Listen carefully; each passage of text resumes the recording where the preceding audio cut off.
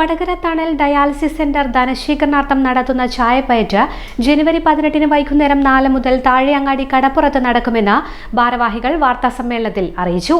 82 മെഷീനുകളിലായി സൗജന്യ നിരക്കിലുമായി 300 രോഗികളാണ് വടകര തണലിൽ നിന്നും ഡയാലിസിസ് ചെയ്യുന്നത്. പ്രതിമാസം 40 ലക്ഷം രൂപ ചിലവ് വരുന്ന ഈ പ്രവർത്തനങ്ങൾക്ക് പണം കണ്ടെത്താനായി മതജാതി രാഷ്ട്രീയ ഭേദമന്യേ വടകരയിലെയും പരിസര പ്രദേശങ്ങളിലെയും ജനകീയ കൂട്ടായ്മകൾ അതാത് സമയങ്ങളിൽ ധനശേഖരണ പരിപാടികൾ സംഘടിപ്പിക്കാറുണ്ട്. ഇതിന്റെ തുടർച്ചയായാണ് ഈ മാസം 18-ന് ചായപ്പയറ്റ് നടത്തുന്നത്. 2008 വടകര കേന്ദ്രീകരിച്ചിട്ട് തണലിൻ്റെ പ്രവർത്തനം തുടങ്ങിയത്. 2007 അതിൻ്റെ ഒരു ഡിസ്കഷൻ. 2008 നമ്മൾ അതിൻ്റെ പ്രവർത്തനം വടകര കേന്ദ്രീകരിച്ച് തുടങ്ങി.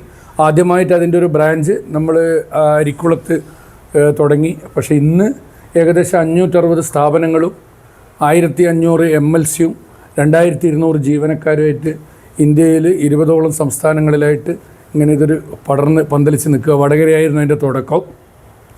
നമ്മളന്ന് നിങ്ങളോടൊക്കെ പല പ്രാവശ്യം ഞാൻ പറഞ്ഞതാണ്, ഒരു തെയ്യബ് എന്ന് പറയുന്ന ഒരാളെ കണ്ണൂരിൽ നിന്ന് ബസ് സ്റ്റോപ്പിൽ നിന്ന് എടുത്തുകൊണ്ടുവന്ന് അദ്ദേഹത്തിന് ഡയാലിസ് ചെയ്യേണ്ടപ്പോഴാണ് അതിനെപ്പറ്റിയുള്ളൊരു ഡിസ്കഷനായിരുന്നു. ഇന്ത്യയിൽ ആദ്യമായിട്ട് ആശുപത്രിക്ക് പുറത്ത് വടകരയിലൊരു കമ്മ്യൂണിറ്റി ഡയാലിസ് സെൻറ്റർ നമ്മൾ ആരംഭിച്ച് 10 മിഷനുള്ള സെൻറ്റർ. അതിൻ്റെ ഒരു പ്രയാസങ്ങൾ കണ്ടപ്പോഴാണ് നമ്മൾ നാട്ടിലുള്ള പ്രമാണിമാരെയും പൊതുപ്രവർത്തകന്മാരെയും വിളിച്ചുകൂട്ടി 3 പഞ്ചായത്തുകൾക്ക് ഒരു സെൻറ്റർ നിലയിൽ ഓരോ സെൻറ്റർ നമ്മളിങ്ങനെ ഉണ്ടാക്കി കൊണ്ടുവന്ന് ഇന്ന് കേരളത്തിന് പുറത്ത് 4-5 സെൻറ്ററുകളായിട്ട് 88 ഡയാലിസ് സെൻറ്ററാണുള്ളത്. ഒരു മാസം 34,000 ഡയാലിസാണ് ഇന്ന് നടന്നുകൊണ്ടിരിക്കുന്നത്. ഒരു മാസം. ഇതിനങ്ങനെ ഒരു പബ്ലിസിറ്റി ഒന്നും കൊടുക്കുകയില്ല. പക്ഷേ ഇന്ന് ഇന്ത്യയിലെ ഏറ്റവും കൂടുതൽ രോഗികൾ ഒന്നിച്ച് ഡയാലിസ് ചെയ്യുന്ന സ്ഥാപനം വടകരയാണ്. 86 മിഷനാണുള്ളത്.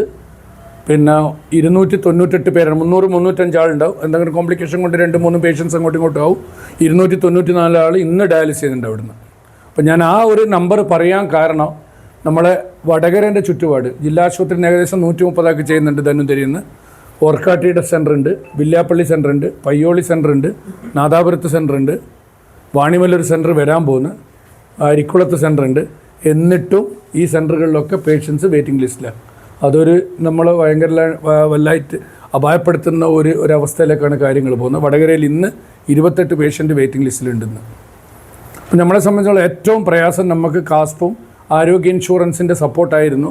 നമ്മൾ ഏകദേശം 180ഓളം ആൾക്കാർ 100% ആരോഗ്യ ഇൻഷുറൻസിലുള്ള ആൾക്കാരാണ്.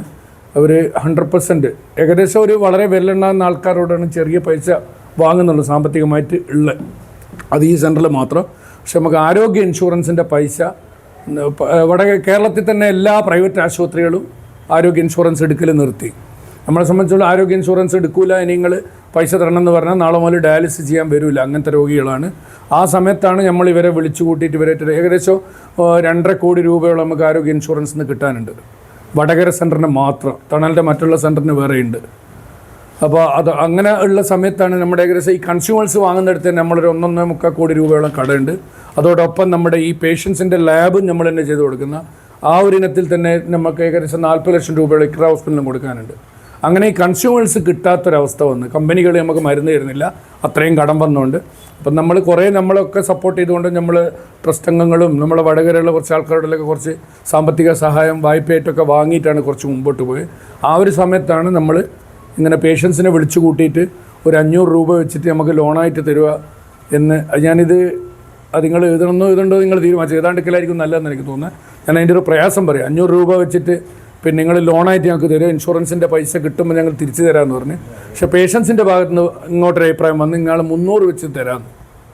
എന്നിട്ട് ഞങ്ങൾക്ക് ഇൻഷുറൻസ് കിട്ടുന്നതിനനുസരിച്ച് ഡൊണേഷൻ ആക്കേണ്ട ലോൺ അക്കൗണ്ടായിട്ട് തരാമെന്നുള്ള രീതിയിൽ അങ്ങനെ ഞങ്ങൾ തീരുമാനമെടുത്ത് ജനുവരി 1 മുതൽ വാങ്ങാമെന്ന് വിചാരിച്ചത്.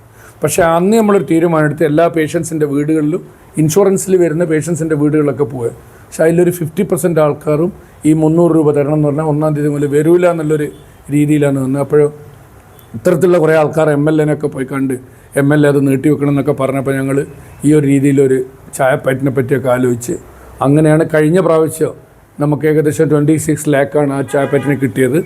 ഇപ്പോൾ അതൊരു 50 ലക്ഷം ടാർഗറ്റിനാണ് നമ്മൾ ഒന്നുകൂടെ അതിനെ ഡെവലപ്പ് ചെയ്തുകൊണ്ട് നാട്ടിൻ്റെ ചുറ്റുഭാഗത്ത് ഇവരൊക്കെ ഒരുപാട് ദിവസങ്ങളായിട്ട് ഇങ്ങനെ എല്ലാ വീടുകളും കയറി ക്ഷണിച്ചുകൊണ്ടിരിക്കുകയാണ്.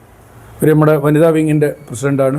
അപ്പുറമൊക്കെ ഒരു 10-20 ദിവസമായിട്ട് ഇങ്ങനെ നമ്മുടെ ആഞ്ചേരി, വില്യാപ്പള്ളി, എങ്ങനെ പറയേണ്ട നാദാപുരം, ആ വൈക്കൊക്കെ വീടുകൾ കയറിയിട്ടാണ് ഇങ്ങനെ ആൾക്കാർ ക്ഷണിച്ചുകൊണ്ടിരിക്കുന്നത്. ഇത് വിജയിച്ചിട്ടില്ലെങ്കിൽ ശരിക്കും നമ്മളെ പേടിപ്പിക്കുന്നുണ്ട് ഇപ്പം. കാരണം ഇത് പെട്ടെന്ന് എന്തെങ്കിലും ഒരു ദിവസം ഞാൻ തലേന്ന് കൺസ്യൂമേഴ്സ് എത്താത്തതുകൊണ്ട് ആശാ ഹോസ്പിറ്റലിൽ നിന്ന് കുറച്ച് സാധനം എടുത്തുകൊണ്ട് അന്ന് ഡയാലിസിസ് നടത്തി. അത്രയും പ്രയാസത്തിലാണ് പോകുന്നത്. നല്ല പേടിയുണ്ട്. കാരണം പേടി എന്ന് പറഞ്ഞാൽ നമുക്ക് 300 ആൾക്ക് ഒന്നിച്ചൊരു ഡയാലിസിസ് കൊടുക്കുക ഇന്ന് കേരളത്തിൽ എവിടെയും സൗകര്യം ഉണ്ടാവില്ല, എന്തെങ്കിലും ഒരു പ്രയാസം വന്നാൽ. അതാണ് അതിൻ്റെ ഒരു പേടി. അതുകൊണ്ട് തന്നെ ഞങ്ങൾ കുറച്ച് ആൾക്കാർ ഇതിൻ്റെ പിന്നാലുണ്ട്. ഇത് വല്ലാത്തൊരു സപ്പോർട്ട് നിങ്ങളുടെ ഭാഗത്ത് നിന്ന് കിട്ടണം. കിട്ടിയിട്ടില്ലെങ്കിൽ നമുക്ക് ബുദ്ധിമുട്ട് വരും. കാരണം അത്രയും പ്രയാസമുണ്ട്. വന്നുകൊണ്ടിരിക്കുന്ന രോഗികളെല്ലാം അങ്ങനെ തന്നെയാണ്. കാരണം ഒരു പൈസ ഒരു തരത്തിലും വരാൻ പറ്റില്ല. 2-3 ദിവസം മുമ്പ് തുഷാര ഡോക്ടറെടുത്ത് വന്നൊരു പേഷ്യൻറ്റിനെ ഇദ്രിസ് ഡോക്ടറെ വിളിച്ച്, അങ്ങനെ ഇദ്രിസ് ഡോക്ടറെടുത്ത് വന്നപ്പോൾ അവർ ഒരു 12 ദിവസം മുമ്പ് ഡയാലിസിസ് ചെയ്യേണ്ട പേഷ്യൻ്റാണ്. അവരുടെ ബേബി മുരളി പാർക്കോ എന്നാണ് ചെയ്യുന്നത്. അവിടെ ഡയാലിസിന് 2-3 ഉറുപ്പിക വേണം. അന്ന് പൈസ ഇല്ലാത്തതുകൊണ്ട് ഈ 10-12 ദിവസം ഡയാലിസിസ് ചെയ്യാത്ത പേഷ്യൻ്റ് വീട്ടിലുള്ള പേഷ്യൻറ്റ് ശ്വാസം മുട്ടലൊക്കെ വന്ന് ബുദ്ധിമുട്ടായി.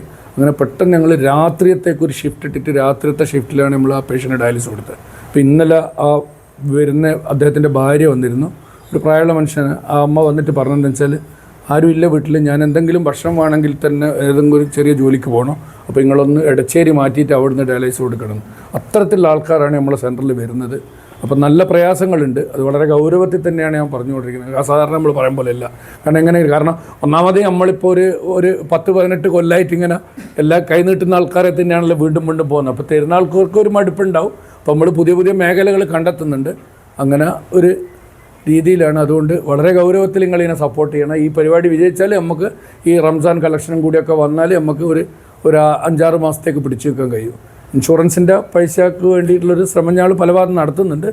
പക്ഷേ വരുമ്പോൾ എപ്പോഴെങ്കിലും ഒരു 2-3 ലക്ഷം രൂപയൊക്കെ വരിക. അതിപ്പോൾ എന്താ പറയുക, ഏകദേശം 2,60,00,000 രൂപ നമുക്ക് കിട്ടാനില്ല മനോഫലല്ലേ, വടകര സെൻറ്ററിൽ മാത്രം. എനിക്ക് തോന്നുന്നു തണലിൻ്റെ എല്ലാ സെൻറ്ററും കൂടി ഒരു 10-15 കോടി രൂപ കിട്ടാനുണ്ടാവും. എല്ലാ സെൻറ്ററും ഈ പ്രയാസങ്ങൾ അനുഭവിക്കുന്നുണ്ട്. പക്ഷേ അവിടെയൊക്കെ എല്ലാം 10 മിഷൻ 12 മിഷൻ അതിൻ്റെ അപ്പുറം ഇവിടെ ഇല്ല തണലിൻ്റെ സെൻറ്ററുകളിൽ. നമ്മളിവിടെയാണ് 86 മിഷൻ. നമുക്കിനി ഒന്നും ചെയ്യാനും പറ്റില്ല, ഇവരെ ഇങ്ങനെ കൊണ്ടു നടക്കണം. ഇപ്പം തന്നെ ഇന്നലെ ഞാനത്തെ മീറ്റിങ്ങിൽ ഞങ്ങൾ തീരുമാനിച്ച് എന്ത് വില കൊടുത്തു ഇവരെയും കൂടി 28 ആളെ എടുക്കണമെന്നാണ്. കാരണം 28 ആൾ നോക്കുമ്പോൾ ഈ ഞാൻ നേരത്തെ പറഞ്ഞ ഒരാളെ പോലത്തെ അതിനേക്കാട്ടും പ്രയാസങ്ങൾ അനുഭവിക്കുന്ന ആൾക്കാർ അതിലുള്ളത്.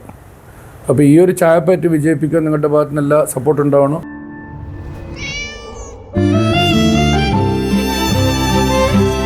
എന്റെ ഇഷ്ടങ്ങൾ എന്റെ ഫാമിലിക്ക് അറിയാം.